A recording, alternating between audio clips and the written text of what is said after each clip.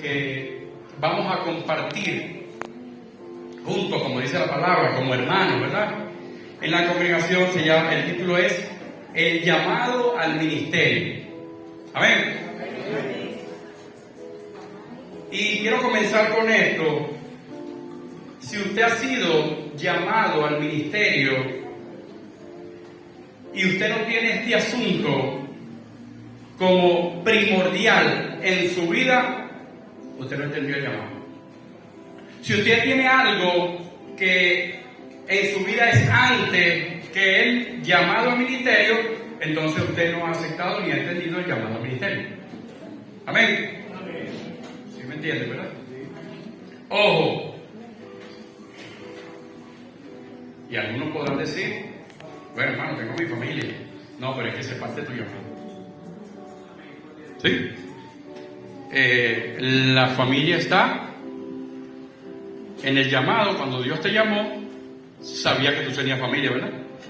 Entonces, esa es parte, tu familia pasa a ser parte tuya, como lo estableció el Señor en el libro de Génesis. Fíjese. Vamos a hablar de una doctrina que yo he estado escuchando, que se menciona por allí. Estuve hablando con una persona que, por cierto, defiende esta doctrina. ¿Y cómo puede hacer el hermano Jesús para decir que esa doctrina es falsa? Porque cuando revisamos a la luz de la palabra, como que no hay mucha armonía entre los textos que se utilizan. Fíjense, textos que utilizan, voy a mencionar por supuesto pocos textos porque usted sabe que el tiempo es un asunto terrible y el tiempo a veces no da para tanto. Entonces, esta doctrina falsa utiliza Génesis 2:24 y Mateo 19:5. ¿Para qué? Para decir que el que es llamado al ministerio pastoral, ayúdenme, pastoral, de maestro, ¿cuáles son los otros? Evangelista, profeta y apóstol. Ok. Esta doctrina dice que según Génesis 2:24 y Mateo 19:5, que Mateo 19:5 lo que hace es memoria de Génesis 2:24. Amén. Mateo simplemente hace memoria de aquello, lo menciona unos 1500 años antes, si no me equivoco, unos cuantos años antes.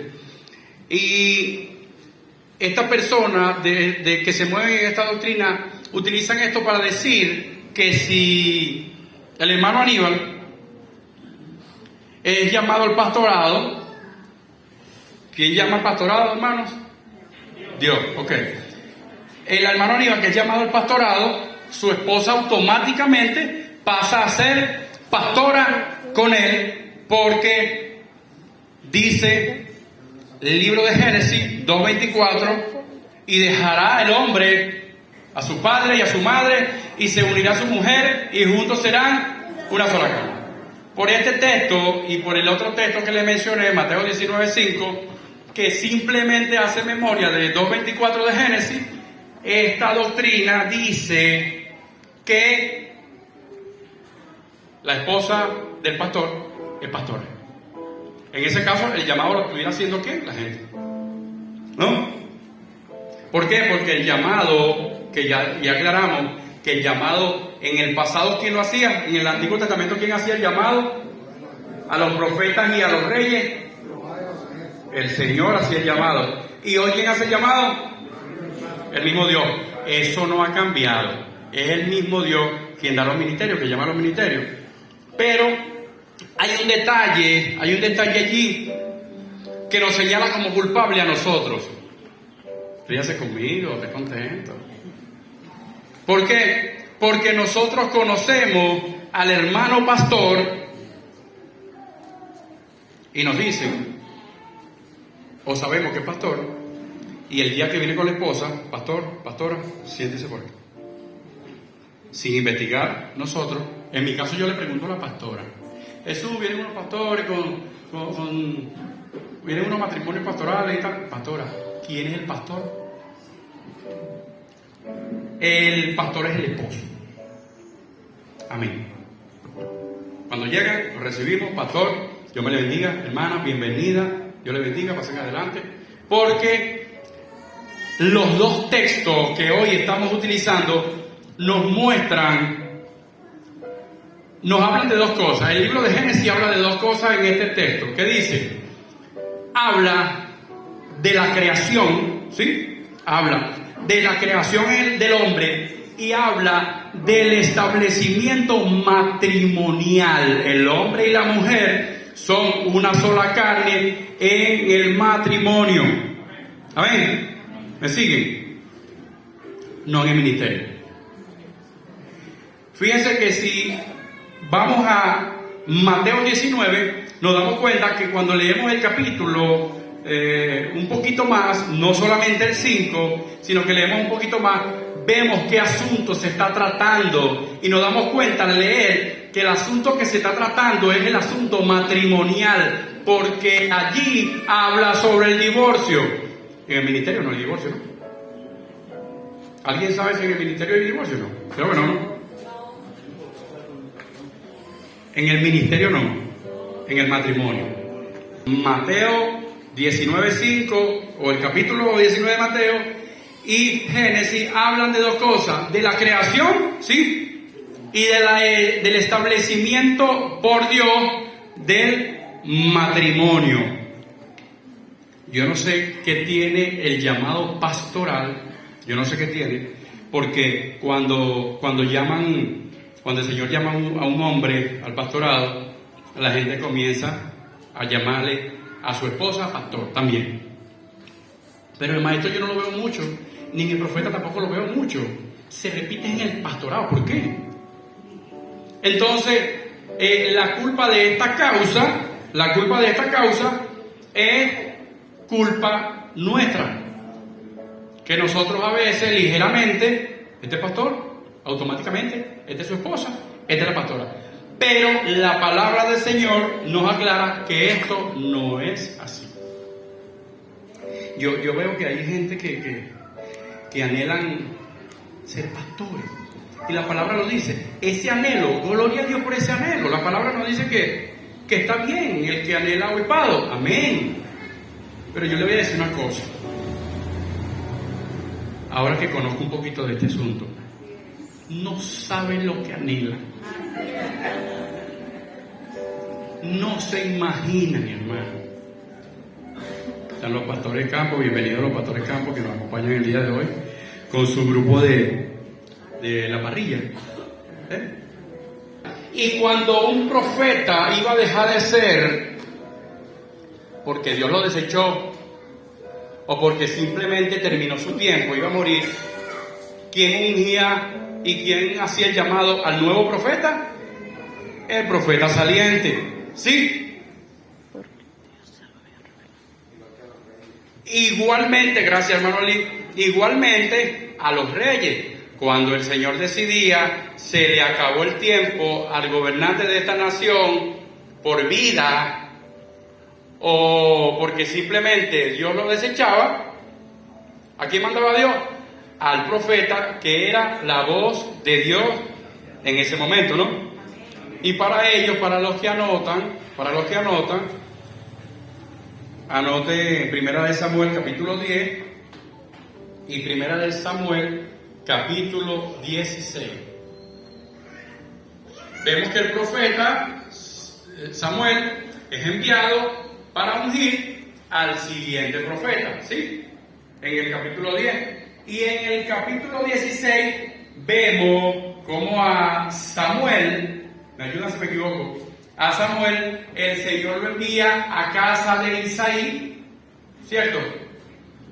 Para que escogiese a quien iba a ser el próximo rey de Israel. Que Dios era el que antes hacía el llamado por medio del profeta, tanto a los profetas como a quién, como a los reyes. Entonces, la voz de Dios era ministrada por medio del profeta. Amén. Hoy, en nuestro tiempo, sigue siendo igual, ¿sí? Sigue siendo igual. Es Dios quien sigue haciendo el llamado, ¿sí? Por ahí hay unos cuantos autollamados, ¿ustedes lo saben? Tenemos un testimonio de un hermano, ¿sí? De un hermano que... Porque el problema del llamado es que nosotros a veces no nos detenemos a entender el tiempo, y a veces el Señor hoy, de repente, el Señor hoy en su cosa, diría que llama al pastorado a algún hermano que está en la congregación. Pero siempre cuando usted mira el llamado, usted siempre mira que había un tiempo en que Dios le hablaba al profeta, y había un tiempo para que el profeta hiciera lo que se le había mandado hacer. El profeta no andaba afanado como a veces nosotros andábamos.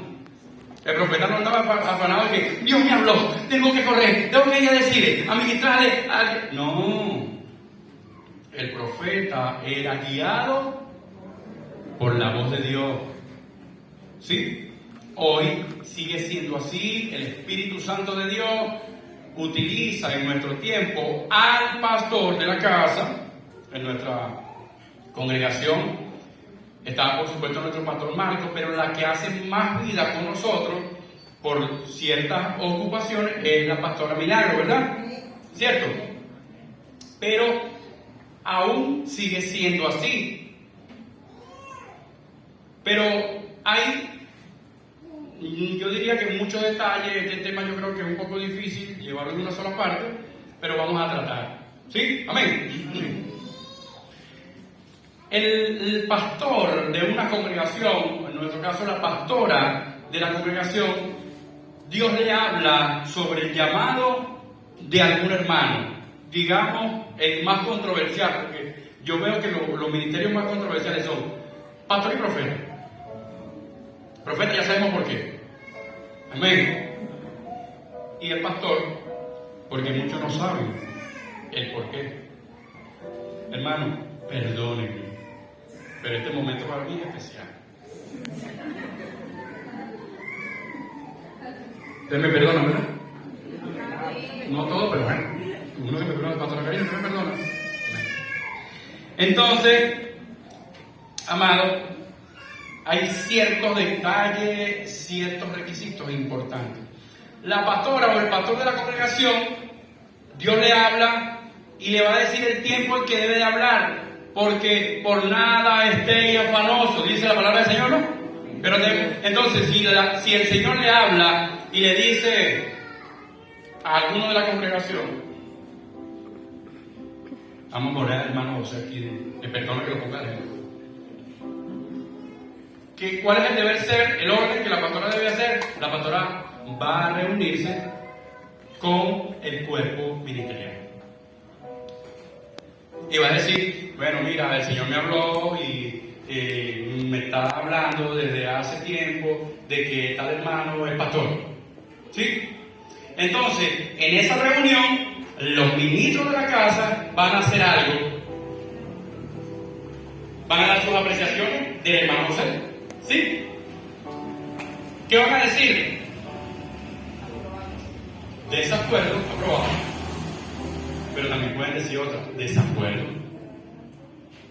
¿No? ¿Por qué? Y en esta reunión, cada quien expondrá lo que debe decir. Pero le pregunto, ¿es nada más el cuerpo ministerial quien debe decidir? Yo creo que no. ¿Sí? Yo creo que no. Porque entonces comienza a entrar en escena, comienza a entrar en escena los hermanos de la congregación, a los cuales el cuerpo ministerial tiene que tomar en cuenta, por supuesto no a los más nuevecitos que no conocen mucho al hermano José, ¿sí? Amén. Sino que van a conversar con los hermanos que tienen un poco más de tiempo en la congregación, ¿sí? Acompáñenme un momento a 1 de Timoteo, capítulo 3.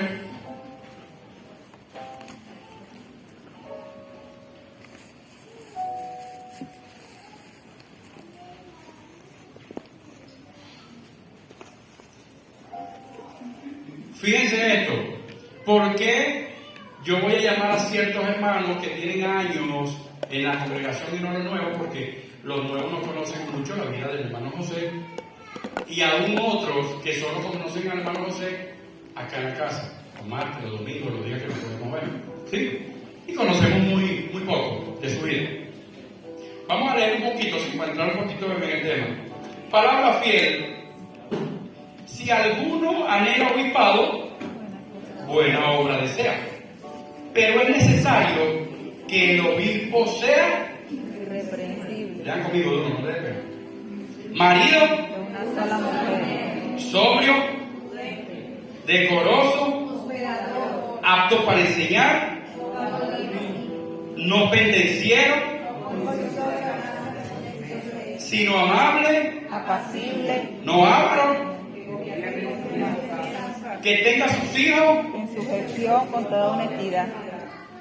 Pues el que no sabe gobernar su propia casa, ¿cómo cuidará de la iglesia de Dios? No un neófito, no sea que envaneciéndose caiga en la condenación del diablo. También es necesario que tenga buen testimonio de los de afuera, para que no caiga en descrédito y en lazo del diablo. Y lo primero que tenemos es la sabiduría de Dios, y que Dios nos está hablando de una persona, ¿verdad? ¿Sí? Lo primero que tenemos es la sabiduría de Dios, que Dios nos está hablando, que el Espíritu de Dios nos está guiando en este asunto del llamado del hermano José, ¿sí? Pero aquí hay unos requisitos. Ahora, ¿cómo yo conozco todos estos requisitos del hermano? No puedo, hermano. Yo no puedo conocer todos estos requisitos en un hermano. ¿Por qué? Porque yo no vivo con él. Amén. ¿Me están siguiendo? Entonces entra en escena, y escúcheme algo, esto que voy a decir no es solamente en este ámbito, sino que debería de ser en la congregación plenamente, o sea, en todo. Entra en escena algo que a mi parecer se llama sinceridad. Y es algo de lo cual siempre converso con mi esposa y le aconsejo: ayúdeme a corregir lo que yo tenga que corregir en mi vida. Y si usted tiene que hablar con la pastora o con cualquiera de los líderes por algún asunto mío de comportamiento, ahí está mi esposa, lo digo delante de Dios con libertad y delante de ella, porque es el deber ser. Entonces, ¿por qué yo hablo de sinceridad? Porque nosotros debemos de ser sinceros con nosotros mismos y a la vez con Dios. Entonces, si el hermano José, que es al cual el Señor está ministrando, que es llamado al ministerio, ¿sí? ¿Ustedes me están siguiendo? Amén. El deber ser es que nosotros como hermanos siempre estemos atentos a visitarnos, a compartir, a conocernos más, porque entonces decimos que somos hermanos, pero ¿qué clase de hermanos que nos vemos solo los domingos? Hermano, Dios lo ha prosperado a usted. Invite al hermano, hermano a hermano, comerse un helado, hermana a hermana, comerse un helado. Compartan, hombre como decíamos cuando estábamos pequeñitos, hombre con hombre, mujer con mujer. Entonces, en medio de ese compartir, de esa hermandad, inclusive la iglesia está a la orden para que nosotros hagamos un compartir después fuera del tiempo del culto. Amén. Pero hay cosas de este hermano que ha sido llamado que no conoce nadie de la congregación. Y ahí es donde entro en esta parte que le digo, la sinceridad. Porque si en este hermano hay algo que no concuerda para el llamado pastoral o de cualquier ministerio, la primera que debe de hablar este asunto con el cuerpo ministerial es su esposa y sus hijos. También hija, por cierto, por estar mi nieto y mi otro hijo que es mayor, Miguel. Entonces, son los primeros que usted se va a quedar subido en su casa con su esposo. Échele su reprendida después en la casa, para que no te mintiera. Porque de esa sinceridad, cuando usted habla con el ministerio de la casa, con el equipo de la casa, entonces ahí va a comenzar un evalúo. ¿Sí? Como le decía, se toma en cuenta o se debe de tomar en cuenta la opinión de los hermanos. Y el hermano también tiene que ser sincero. Entre nosotros como hermanos también tenemos que ser sinceros. Y si tenemos algo bueno que decir del hermano, tenemos que decir lo bueno. Ah, pero es que un día lo vi tomando en la calle. Ok, vamos a escuchar lo que está diciendo esto del hermano y vamos a ver cuáles son las evidencias y cuál es el asunto que tiene. Si este asunto es una práctica, hay problema. Porque es un requisito, ¿no? Entre los requisitos que leímos, es uno de los requisitos. Que no sea, ustedes dijeron conmigo, que no sea dado al vino. ¿Sí? Entonces, si la esposa del hermano José, que ha sido llamado al ministerio, le dice, ese es sinvergüenza, yo te guardo, José. Yo te guardo, hermano José. Si la esposa y los hijos de este hermano dicen que este hermano cada vez que llega de su trabajo, llega con una caja de cerveza en el hombro, ¿sí? Entonces el cuerpo ministerial se sienta con la pastora y le dice, mira pastora, ven acá, vamos a ver cómo es este asunto. Aquí está pasando esto. ¿Sí? Y comenzamos a examinar a la luz de la palabra los requisitos de dicha persona. Ah, pero es que un día, como le decía ahorita, pero es que un día que estábamos en su cumpleaños o el 31 de diciembre, se abrieron una botella no sé de qué, pero no, ese hombre se paró arrepentido, dijo que más nunca. Entonces claramente no es una práctica, ¿verdad? Pero también dice que no sea pendenciero. Hermano, hay una gente que vive en la casa todo el tiempo en una sola pelea desde que se levanta hasta que se acuesta. Hermano Ronnie, ¿te acuerdas del pollo? Algunos no sé si alguno más se recuerda, pero era un hermano de testimonio dentro de la congregación y nunca el pastor lo había visitado. Cuando el pastor lo va a visitar y llega cerca de su casa, a veces le gusta llegar como me gustaba llegar a mí sin saber, le tocaba la puerta del hermano. Ella como por ahí que le llegué de sorpresa. No por esto, no confunda la cosa. Y entonces este hombre llega, mira, fulano de tal, y no lo conocía. Oye, vale, nosotros le decimos al pollo, ¡ay, pollo! Sí, él es de nuestra congregación, él es un predicador, él es el baterista, él es el cantante. El pollo predicador. El pollo cristiano, señor. Usted está hablando del pollo del mismo que estoy hablando yo. ¿Será que estamos hablando del mismo pollo? Sí, él es de nuestra congregación, él es cristiano, Bueno, si es ese, vive en aquella puerta. Yo no creo, pero si es ese, vive en aquella puerta. Y el pastor cuando se está acercando a la puerta, lo que escucha es bum, bum, bum, bum, bum, bum, bum. Dígame un cantante de esto. ¿Cómo se llama la que vive en estos días, la muchacha? Karol G. Y entre la música, bueno, unas vulgaridades. Baja de esa porquería, ahí no se cae, ahí no se va, cuidado. Y de repente son una botella por allá. Y el pastor duda, y hasta yo. ¿No? Y toca, y cuando abre la puerta, cambió el ambiente. Milagro. Cuando abrieron la puerta, era el pollo. El mismo pollo. Abrió la puerta, se encuentra con el pastor. Milagro. Cambió el ambiente por completo. Y de repente, yo te alabo con el corazón. Yo te alabo con el... Se escuchaba en la casa, de repente se empezó a escuchar. ¿Qué pasó? Es decir, como aquel meme, uno se ríe, pero es verdad. Estamos seguros que oigan un hermano, y después vamos a aclarar si es hermano o no, que cuando le pregunten, normal, ¿quién? José Pastor, no, hermano, es un superverso, ¿sabes cómo me trata todos los domingos? Y que va a aprovechar el momento de desahogarse. No estoy diciendo que seamos tampoco perfectos, pero vuelvo al detalle. Nosotros somos pecadores, pero arrepentidos. ¿No? Nosotros somos pecadores, pero arrepentidos. Y no practicamos el pecado. Ese es el gran detalle.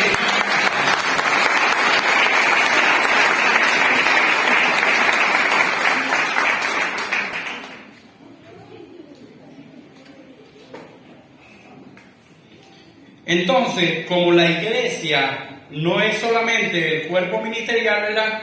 Sino que la iglesia es usted y soy yo. Amén. Oiga, usted solo en un lugar no es la iglesia. Usted representa a Cristo. ¿Sí? Usted solo en un lugar representa a Cristo. Usted no es la iglesia. Pero todos juntos somos iglesia. ¿Por qué? Porque es un cuerpo, que lo menciona el capítulo 12 del libro de Romanos, ¿no? Somos un cuerpo. Entonces, como les decía, es posible que no solo entre el cuerpo ministerial haya desacuerdo, sino también entre algunos hermanos de vieja data en la congregación, y tenemos que escucharlo, ¿sí? Tenemos que tomar en cuenta, porque tenemos que examinar un poco más allá, porque si no examinamos, ¿cuántos estamos claros de que Dios nos habla? Amén. Pero tenemos una medida en la profecía, ¿verdad? Dice la palabra que a media conocemos y a media profetizamos, ¿sí? No lo conocemos todo. ¿Sabe por qué? Usted sabe por qué no lo conocemos todo, ¿verdad? Porque no somos Dios. En cambio, Dios sí conoce todas las cosas y toda la vida de cada uno de los hermanos. Entonces, ¿qué tiene que hacer el hermano que es llamado al ministerio? Tiene que comenzar a someterse a la palabra de Dios para que en su tiempo ese hermano sea instituido por el cuerpo ministerial, ¿sí? Comenzando por la pastora, para que sea establecido en el orden y el llamado de Dios, para que comience a ejercer el ministerio que Dios le ha entregado. ¿Quién entrega el ministerio? ¿Quién entrega el ministerio? Entonces, esta característica dice que esta característica, lo que yo entiendo en Primera de Timoteo, es que tienen que tenerse estas características. No puede haber un obispo, un pastor, un ministro que diga, no, yo no tengo esas características, pero igualito el Señor me llamó. Y también vemos, como le explicaba, el orden ministerial. Hay unos hermanos de algunas congregaciones, la verdad yo no sé si aquí pase, si algún hermano le ha pasado fuera de la congregación, que van y visitan otra iglesia y en esa iglesia le dicen que pastor. No se lo han dicho aquí en 30 años, pero van a otra iglesia y le dicen que es pastor. Cuidado con eso, porque usted tiene haciendo vida muchos años dentro de una congregación. Ojo, no solo el llamado pastoral, sino el llamado a cualquiera de los ministerios. ¿Cuál es el orden? Que el Señor hable a la pastora o a los ministros de la casa, y será que la pastora, cuando un ministro de la casa, el hermano Ronnie le dice a la pastora, el hermano Aníbal le dice a la pastora, oye, yo estaba orando y el Señor me ha puesto esta inquietud por este hermano. Yo siento en este hermano un llamado a este ministerio, pastora. Quiero compartirlo con usted porque ya tengo días en esto. Y la pastora, ¿qué va a hacer? Va a escuchar y la pastora va a orar y le va a decir, Señor, dímelo a mí. Y si es el Señor, porque ojo, eso puntualmente puede pasar, no es una práctica, ¿no? Porque el orden es por los pastores de las casas. Pero entonces en su Herrera lo invitaron a predicar en el centro de Caracas, en una iglesia, y entonces ya me pusieron a temblar porque me dijeron que es pastor. Y entonces yo vengo y le digo a la pastora, mañana usted me tiene que ungir como pastor, porque allá el pastor tal me dijo, Dios me habló por boca de él y me dijo que yo soy pastor. Y como a la pastora Dios no le ha hablado eso, la pastora te va a decir, o los ministros te van a decir, hermano, a mí Dios no me ha dicho nada de eso de usted. Vamos a esperar a su tiempo. Pero como a nosotros no nos gusta esperar, así yo soy el único que no me gusta esperar. Ustedes sí. Como a nosotros no nos gusta esperar, entonces, bueno, la pastora me está frenando el ministerio. Me voy para los del pastor, que el pastor me dijo que yo era pastor. Y voy a utilizar una metáfora aquí. Ese hermano va a dar fruto, créame que va a dar fruto. ¿Sí? Porque es un hombre de Dios o una mujer de Dios y va a dar fruto. Y vamos a la metáfora del árbol. Cuando, no sé si usted ha visto que cuando un árbol grande lo van a trasladar de un lugar a otro, eso lo hacen, lo sacan con tierra del lugar donde él está sembrado, para que en la tierra donde a él lo van a llevar y lo van a sembrar, él no pase, aunque igualmente va a pasar, pero para que trate de anclarse un poquito aquella tierra, porque esta fue la tierra donde él nació, esta fue la tierra donde él creció y él está adaptado a esta tierra. Entonces, este árbol va a pasar por un proceso donde se va a secar. No estoy diciendo que no se va a secar, hermano. Pero este árbol se va a secar porque va a sufrir, porque fue sacado de su hábitat y colocado en un lugar al cual él no pertenece. Ojo, pero ese árbol con cuidado se va a recuperar y va a dar fruto, pero va a pasar un tiempo de un proceso. Es más, aquí mismo en el urbanismo lo vivimos. En el urbanismo sembraron unos árboles que ya estaban grandes y lo primero que los árboles hicieron fue que se secaron. Y con la atención que le pusieron las personas que le dedicaron a ponerle el abono, a ponerle el agüita, a hacerle cariñito, y hay gente que hasta le habla a la mata, bueno, yo no le hablo porque no lo he visto bien. Entonces, los árboles se recuperaron. Y esto va a pasar con el hermano, que él mismo se arranca de su tierra y se va para la otra porque allá me dijeron que era pastor y aquí no me han dicho. Entonces, como que hay gente que está deteniendo mi ministerio y yo, vaya. ¿Me siguen? Amén. Ahora, fíjense que en el tiempo de Juan, cuando Juan viene, ¿por orden de quién envió a Juan a predicar? El mismo Dios, ¿no? El Señor lo mandó a predicar, arrepentidos y convertidos, y Juan predicó. Comienza Juan, luego Jesús, y hay un cambio en el llamado. Hay un cambio en el llamado. Eso lo vemos en el libro de Mateo. Libro de Mateo, capítulo 4. Vemos ese cambio. ¿Sí? Ahora les hablo del cambio. ¿Cuál es el cambio, hermano Jesús? ¿Sigue hablando Dios, no? Amén.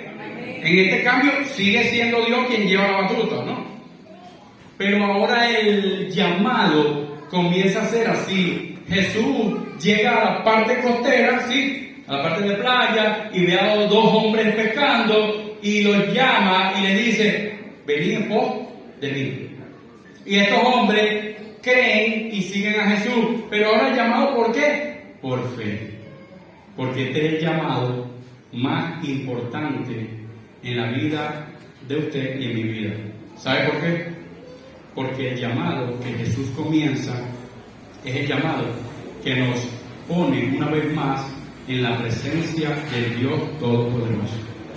Este es el llamado a la reconciliación. Jesús comienza el llamado a la reconciliación. Y en el llamado que Jesús, después de Juan, sí, cierto, estamos bien en el tiempo. Jesús en el llamado a la reconciliación del ser humano que está desechado por Dios, por el pecado, sí. Jesús comienza a predicar y la gente comienza a creer. Entonces comenzamos a ver en el proceso del llamado de Jesús a los discípulos algo que se llama llamado, repita conmigo, llamado, preparación y envío. Y yo le puse una más, evidencia. Y ahí tendríamos que regresar una vez más al libro de Timoteo, que habla de qué? De las evidencias que debe de tener el hombre al cual Dios está llamando, ¿sí? Entonces Jesús comienza este llamado, como dije, llamado, formación y envío, ¿sí? A eso, esa forma la podemos ver en Jesús junto a los discípulos. ¿Por qué? ¿Qué hacía Jesús con los discípulos? Se los llevaba a la montaña. ¿Y qué hacía? Y les enseñaba. En una barca. ¿Y qué hacía? Y les enseñaba. Debajo de un árbol. ¿Y qué hacía? Convertía en cualquier lugar en un local para reunirse, aunque no había pareja. En la playa y donde fuese, Jesús, ¿qué hacía con ellos? Los enseñaba. ¿Eso qué es? Formación, porque ya lo había llamado, ahora lo está formando. Falta el envío. Pero antes del envío, dígame usted, si Jesús, haciendo vida con los discípulos, no los conoció y supo quiénes eran. Este es volado, este le gusta cortar orejas, le gusta negarme, a veces me tiene el pie para tropezarme. Este chiquitico lo tengo medio visto porque este le gustaba mucho el dinero, era prestamista, aquel era cobrador de impuestos. El Señor Jesús los conoció a todos. ¿Qué vio Jesús en ellos? Evidencias.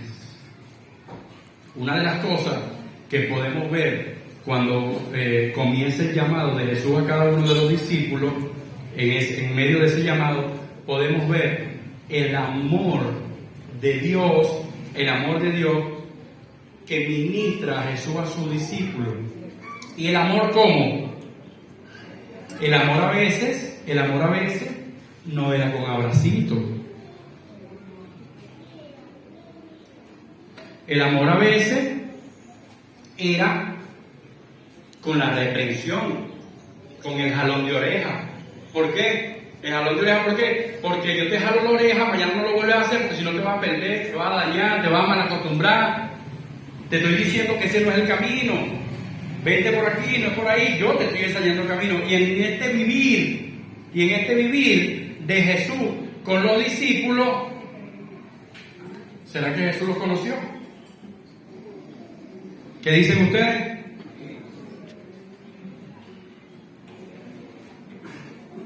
Jesús conoce de primera mano a los discípulos.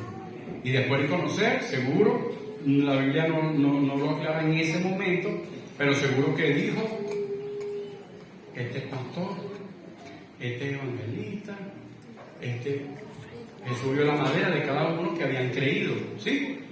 Como el Señor lo ve en su vida y en la mía. ¿No se contenta por eso?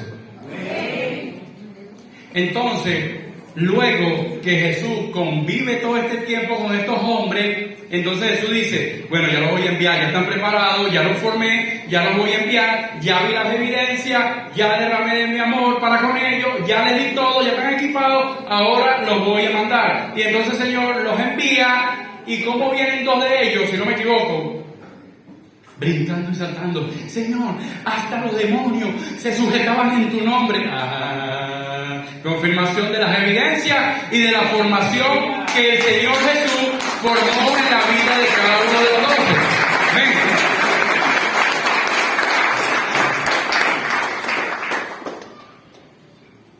Pero como somos humanos, todavía estamos en esta carne y la carne está jalando para acá abajo. A veces creímos en el llamado, y como escucho que alguna gente dice, no, que tú sabes, hermano Aníbal, que la mucha letra mata. Y entonces, tergiversando ciertos textos bíblicos, entonces nos llamaron, aceptamos el llamado, y entonces viene y me saltó la formación, porque es que eso no es necesario, porque dice que la mucha letra mata. Eso es mentira del diablo. Es mentira del diablo, porque la palabra de Dios nos manda a estudiar, escudriñad estas escrituras, porque a vosotros parecéis que ¿qué? Ayúdame. Que en él hay salvación. Amén. Entonces, si son llamados, formación y envío, no nos podemos saltar ninguna. No nos podemos saltar ninguna de las tres, porque Jesús a ninguno de los discípulos se la saltó. Al único o a uno, no voy a decir el único, para no equivocarme, a uno, el cual lo llamó el mismo Señor, ustedes lo conocen, fue a Pablo. El mismo Señor lo llamó. ¿Ves que tenía el corazón tan duro? El mismo Señor lo llamó. ¿Y quién lo formó? ¿Ustedes creen que los discípulos lo enseñaron? El mismo Espíritu de Dios lo enseñó y lo formó, y él mismo da testimonio de eso y dice, bueno, no aprendí de ninguno de estos, yo aprendí de Dios que me llevó para allá y que me llevó para acá y me formó. Ojo, no se agarre de esa para decir que lo llamamos de Dios. Amén. Si no me equivoco, pasaron como 14 años a Pablo, de formación a Pablo, si no me equivoco. ¿Y formándose con quién? ¿Con los discípulos? No, él se reunió con los discípulos después. Y hizo un poco de tiempo vida con los discípulos después. Pero cuando él llegó a los discípulos ya estaba formado. Y los discípulos decían, mira, hay que estar pendiente con esto, ¿viste? Porque yo no sé qué es lo que trae este. Pero cuando lo empezaron a escuchar hablar, no. Este está en el mismo canal que nosotros. Este es el que lo llamó, lo trajo y está hablando nuestro mismo idioma. Gloria al nombre de Jesús. Gloria a Dios. Gloria al nombre de Jesús. Ahora, ¿esto puede pasar hoy? Sí, ¿por qué no? Puntualmente podría pasar que el Señor mismo llame. Pero entonces, ¿para qué el Señor nos forme y nos tiene a nosotros? Para nosotros ir, predicar, enseñar, ¿sí? En el llamado, en la parte del llamado, hay, como le decía, hay ciertas cositas, ¿no? Hay gente que ha sido llamada a la salvación. Todo, ¿no? Amén. Amén. Y lo aceptamos. ¿Cuántos son salvos? Amén. Y si viene el rapto, no vamos con el Señor, ¿verdad? Pero hay una persona que ha sido llamada solamente a la salvación. Usted puede ver algunos personajes que mientras Jesús andaba por aquí predicando, enseñando, paseándose, eran sanados y se sumaban al grupo. ¿Sí? Hay algunos que eran sanados y se sumaban al grupo, pero hay unos que usted no los escucha mencionar más nunca. Entonces, ¿esos fueron llamados al servicio? ¿Fueron llamados a la salvación? ¿Fueron llamados a la salvación? ¿Fueron sanos físicamente, de salud, pero siguieron su camino? Yo estamos sirviendo hoy. Gracias a Dios por eso, porque hoy estamos al servicio del Dios Todopoderoso, estamos predicando, estamos entregando comida, estamos haciendo la obra en el hospital, estamos, amén. Gracias, Señor. Pero en medio del llamado hay ese detalle. Uno llamado a la salvación, otro llamado a la salvación y al ministerio, ¿sí?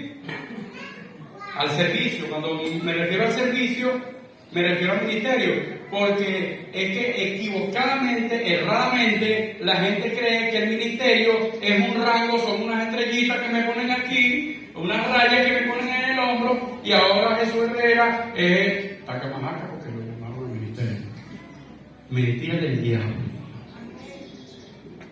El llamado al ministerio, a cualquiera de los ministerios, es un llamado a servir, un llamado al servicio de la gente, a predicar la palabra de Dios.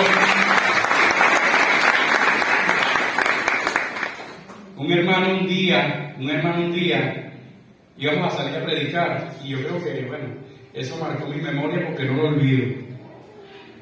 Estábamos organizando salir a predicar hace unos cuantos años, y digo, no, hermano, yo no.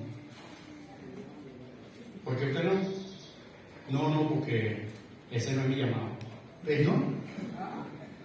Ya va, hermano, vamos a predicar a la calle. No, ese no es mi llamado, hermano. Bueno, ¿está bien? Ese no es el llamado. Pero que yo sepa, por la palabra, todo y cada uno de los que estamos sentados en este lugar y algunos parados, estamos llamados a predicar el Evangelio. Oye, porque sería bien raro, ¿no? Que usted fue salvo porque le predicaron el Evangelio, pero usted no lo va a predicar. ¡Ah! Eso es una mantequilla. Por ahí dice egoísmo. Entonces, un llamado general que Dios hace es a predicar el Evangelio. Porque Jesús, cuando envió a los que ya estaban listos, ¿sí? A los que estamos hablando, cuando Jesús los envió, no les dijo, mira, ve tú y tú porque tú eres evangelista. Ustedes dos se me quedan enseñando aquí en la congregación a los que están nuevecitos. Ustedes no van a predicar porque ustedes no son para esto. No, el llamado a predicar la palabra es un llamado general. General. Porque créanme que si no fueran tantos en las iglesias. Porque entonces, si no, cada quien después que creyó se sentaba solamente a oír y estaríamos desobedeciendo al llamado al Señor. ¿Sí? Ahora vamos a ir, acompáñenme al capítulo 13 del libro de Mateo.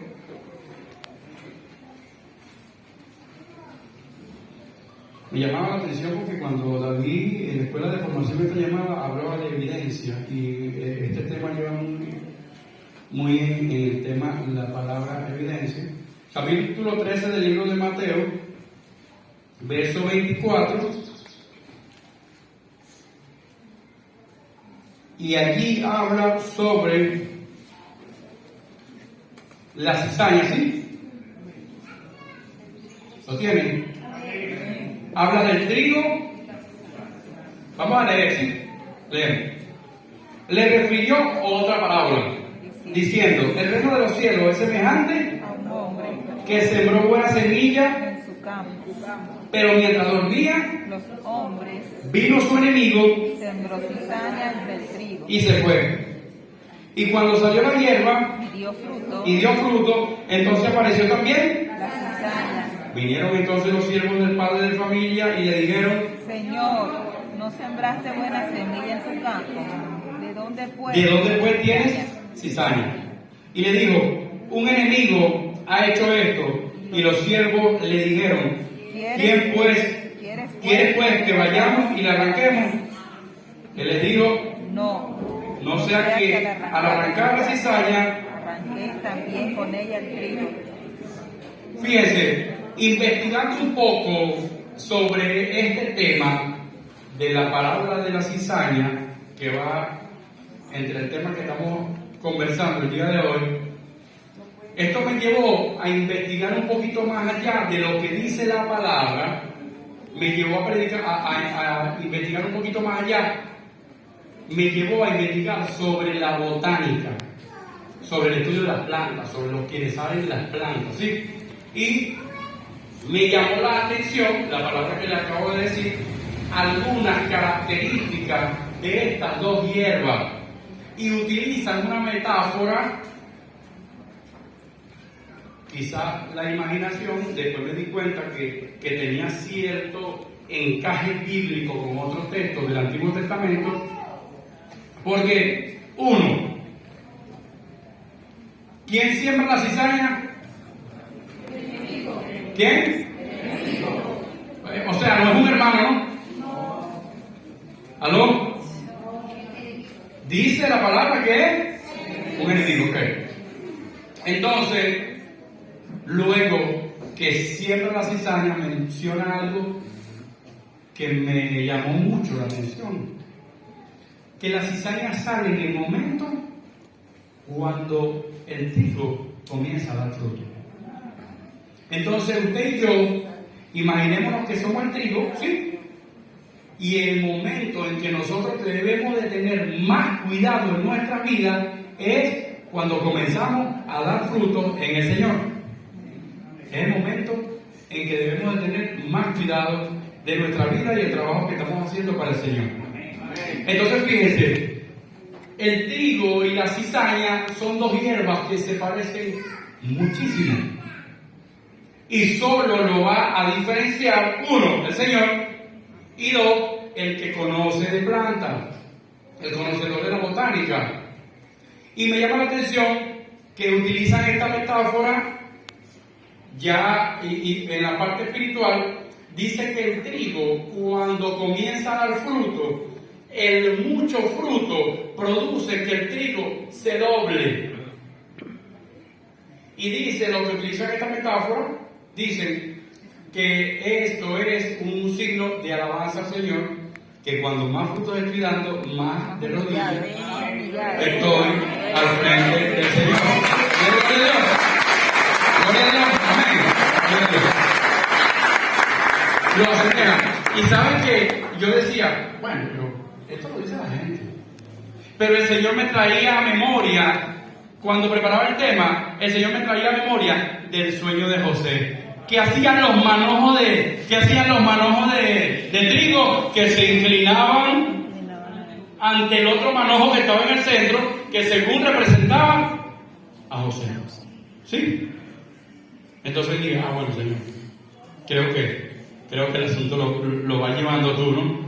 Pero no solamente esta parábola habla del trigo, ¿no? Habla también de la cizaña. Y una característica, y yo quiero que me entiendan, no estoy hablando mal de nadie, la imaginación es suya, de ustedes. La cizaña crece así, erguida, no se dobla ante nada. Y va creciendo, derechita crece, y así, no se dobla ante nada. ¡Ojo! Y tiene fruto, lleva fruto. Esta investigación me llevó a ver que lleva fruto, pero lleva poco fruto.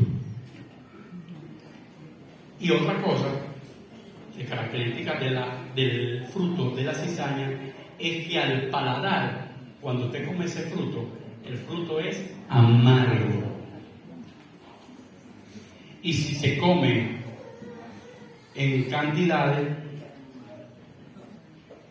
produce enfermedades en el estómago. Amén. Entonces, esto me habla a mí de una evidencia de un hombre que está dando frutos en el Señor. ¿Cuáles son las evidencias que nosotros debemos de ver? Y seguro que hemos visto a estos hombres y mujeres que su postura, su forma de vida, cuando usted lo mira, parece más cizaña que trigo, cuando usted comienza a ver los frutos de dichas personas. Amén. Me llama mucho la atención este pasaje porque ni el dueño había visto que no había sembrado, pero inmediatamente él se dio cuenta que tenía que haber sido un enemigo, ¿sí? Y que no había sido de los de adentro. Amén. Y ya aquí finalizando, y quiero compartirles esto que me encontré en el libro de Éxodo, capítulo 18.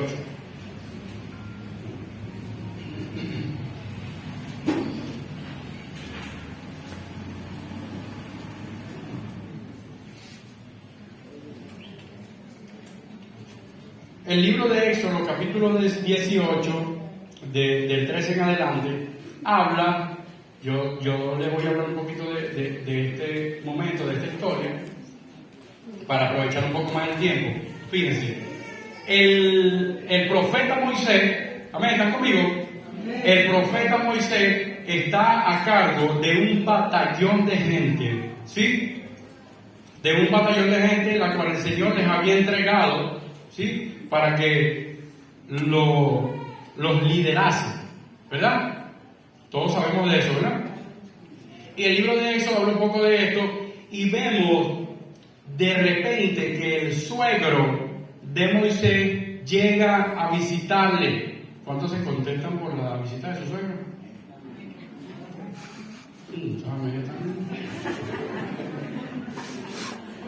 Dígame, que los suegros también vienen a traer buena noticia.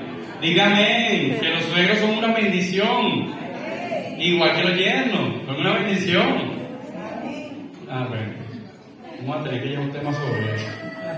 Hay mucho amén. Entonces, fíjense, llega de visita el suegro de Moisés, llega de visita a donde Moisés hace un sacrificio y se asombra, en este pasaje se asombra de lo que Dios ha hecho, por medio del profeta Moisés, y se contenta con Moisés, y hacen el sacrificio, y preparan como usted y yo preparamos, una comelona, y compartimos, y tal. Después de esto, comienza el suegro de Moisés a ver a Moisés. Moisés venía y se sentaba allí, imagino que se sentaba, porque para desde la mañana hasta la tarde. Se sentaba Moisés, ¿a qué? A deliberar los casos, los asuntos, los problemas y todo lo que se presentaba en medio del pueblo, ¿sí? Entonces Moisés, el suegro de Moisés se da cuenta que este hombre pasa desde la mañana hasta la tarde, todo el día. Y entonces su suegro, viendo esto, es que los suegros quieren cosas buenas para nosotros, los yernos. Amén. No están muy convencidos. Amén. Entonces, los suegros tienen que desear a los yernos, a su nuera, cosas buenas, porque eso no es para eso, es para la familia, es para todos. Amén. Entonces viene y Jetro, usado por Dios, amén, usado por Dios, le dice a Moisés: lo que estás haciendo no es bueno, estás haciendo un desastre. Y si tú sigues haciendo esto, no solo vas a morir tú, no solo vas a perecer tú, sino que perecerás tú y el pueblo contigo. Entonces comienza a aconsejarle. Es importante que él dice que Dios está delante de mí cuando va a empezar a aconsejarlo, ¿no? Y comienza a aconsejarle y le dice: escoge, vamos a leer un poquito, ayúdame con esa parte. Escoge hombres de qué? De virtud. Escoge hombres de Virtud. ¿qué más? De virtud, temeroso de Dios, ¿qué más? Varones de verdad. Oye, que no tengan medio torcido, sean varones de verdad. Lo dice la Biblia. ¿No? ¿Qué más? Que aborrezcan. Oye, eso de la avaricia se repite también en Timoteo. Ahí hay algo. Avaricia. Cuando ven mucho y Ok, siga.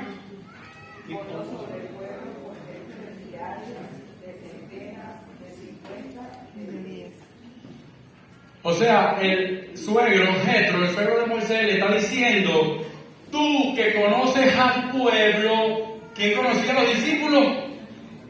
¿Quién conocía a los discípulos? Moisés. Jesús. Y le dice a Moisés, tú que conoces al pueblo, escoge hombres de virtud, de verdad, hombres de verdad, hombres que no sean codiciosos, hombres, ¿sí? Y seguro que Moisés conocía al pueblo, ¿para qué? Para que los ponga como guía. ¿De cuántos? ¿De 50? De millares. De miles, de 100 y de 50. Entonces Moisés sabía quién podía con un grupo de 10, Moisés sabía quién podía con un grupo de 100, con un grupo de 1000, con un grupo de 500. ¿Por qué? Porque veía las evidencias. Amén. ¿Ustedes ven evidencias en algunos hermanos? Amén. Lo vemos, ¿verdad? Amén que sí. Y esto me llamó muchísimo la atención. ¿Sabe por qué? Porque, estoy terminando.